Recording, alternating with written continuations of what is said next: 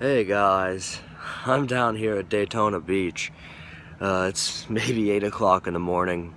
Last night I watched the Coke Zero 400 NASCAR race at the Daytona International Speedway, and Dale Earnhardt Jr. We were fans of his. 80% of the crowd was fans of his. And but he got out of the race early, and that was kind of a shame. It was like he was way behind, and he made his whole way back, and he was number 7th, number 8th. Started out in first, but by around the 100th lap, he got in one too many wrecks, and he had to leave. Anyhow,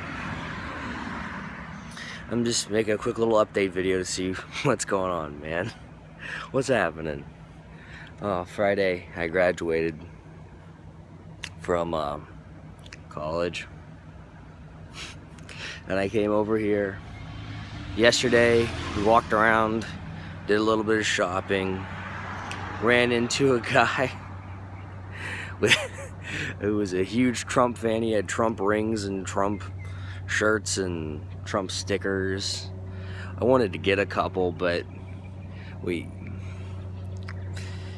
ended up not going back to his stand. I thought it would have been funny for a video or something, I don't know. But he took a couple pictures with his van. They're pretty entertaining. I can't show them in this video, but I'll show them to you later if you want to see them. Or maybe I'll put them on Twitter or something. Anyhow, it's just been so nice being out here. Now, I'm not like a NASCAR fan like crazy. I don't watch it, I don't follow it or anything. But whenever I get the opportunity to see a sporting event, like any sporting event, live, I jump on it. And NASCAR is one of them. It's such a cool experience. Even if, people don't, if you give it a chance, if you come down and you watch the cars, it's so cool. So cool how they go together and they go 190 miles an hour and they're joined together in this big wave. It's this they form like a weird section that moves together. And whoever is doing well or whoever is not doing well is just based on the little manipulations that they make within that wave to get out ahead. It's so cool. It's so cool. Boring as hell on TV, but in real life, it really is neat, So it was still a good race, A lot of rookies finished pretty high up. Anyways, I didn't even make this video to talk about NASCAR. I was just trying to quickly update what's going on. Okay. I just was looking around at some YouTube comment section arguments, and I kind of saw this one, and somebody was, I'm the type of guy, I don't like to assume anything, right? I don't like to just throw things out and take them for granted. I want, people to give me the reason why they feel the way they feel. These guys were like throwing stuff out there, and they said the world changes. The world changes constantly. And I'm like, no, it doesn't. I said the world does not change, and I didn't justify it. I just wanted them to hear, no, maybe you might be wrong. I go, the world does not change, but I didn't justify it. Well, this morning I woke up and I justified it, or I tried to. I just basically said that basic interactions between humans, how we deal with each other, human nature doesn't change. Maybe the way people feel about the world, our values, our ideas, our goals, how we want the world to be might change, but we all have that basic desire to be loved, to belong, to be appreciated, and we're all wary, suspicious, distrustful of people outside of the group. We all want to join some group.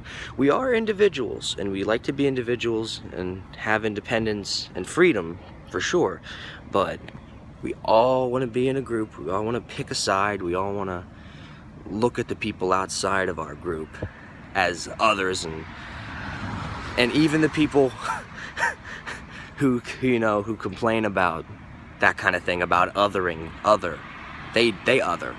It happens to everybody. So, and that's the whole thing. Does the world change? I mean, I was very pleased with Merriam-Webster, well, more with myself, because the definition of the world that I had in my head turned out to be right. It was something like the existence of the human condition, or something like that. Because the world, as we talk about it, as they always have talked about it, doesn't mean planet Earth. It's the world of human minds and how we see the world. I honestly, I think maybe the way we see the world, or the way we want the world to be, definitely changes. If you look at humanity as a whole, it does change through time, but who we are, what we are, the animals or whatever that we are, that doesn't change. That's what I mean by the world doesn't change. So, I don't know.